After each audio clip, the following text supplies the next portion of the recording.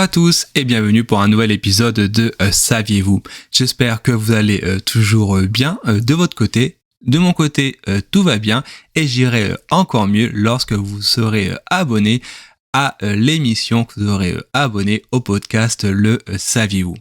Maintenant que c'est fait, aujourd'hui je vais vous donner une anecdote sur la célèbre saga d'Harry Potter.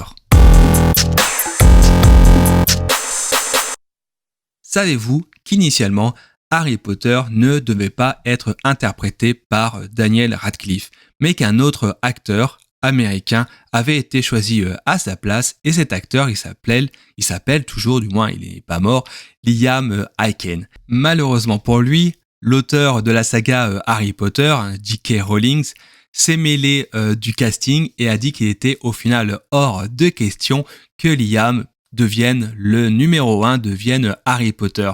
Pourquoi ? Tout simplement parce que Liam est américain et n'est pas anglais. Et pour J.K. Rowling, il était alors impensable qu'un américain ou même toute autre nationalité puisse jouer dans le film d'Harry Potter qui se veut être un film au final 100% britannique. Et c'est pour ça qu'au final, on ne retrouve au casting d'Harry Potter que des Anglais. Est-ce que vous vous imaginez aujourd'hui, avec le temps, Harry Potter ça existe depuis à peu près une vingtaine d'années aujourd'hui, est-ce que vous imaginez dans votre tête un autre visage que celui de Daniel Radcliffe pour jouer le rôle d'Harry Potter ? Évidemment, le rôle d'Harry interprété par Daniel lui a apporté gloire, célébrité, etc., etc. Aujourd'hui, il fait du théâtre à Londres, il est extrêmement connu, mais j'imagine que vous avez dû peut-être soulever le sourcil au début de l'épisode. Ce n'est pas du tout le cas de l'acteur initialement choisi, le fameux Liam. Évidemment, Liam Aiken, suite à son refus pour jouer Harry Potter, a continué son bonhomme de chemin.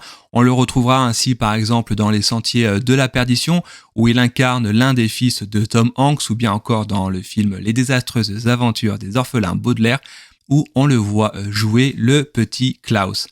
Alors voilà, malgré tout, malgré ces quelques films qu'il a fait, aujourd'hui il est quasiment retombé dans l'anonymat, contrairement à Daniel Radcliffe qu'on ne cite plus. Comme quoi finalement parfois il faut très peu de choses pour faire basculer le destin d'un côté ou de l'autre. On arrive à la fin de cet épisode. J'espère que cette petite anecdote sur Harry Potter vous aura plu. Une nouvelle fois, n'hésitez pas à vous abonner, à commenter et à partager l'épisode. Je vous souhaite une bonne journée et je vous dis à très bientôt.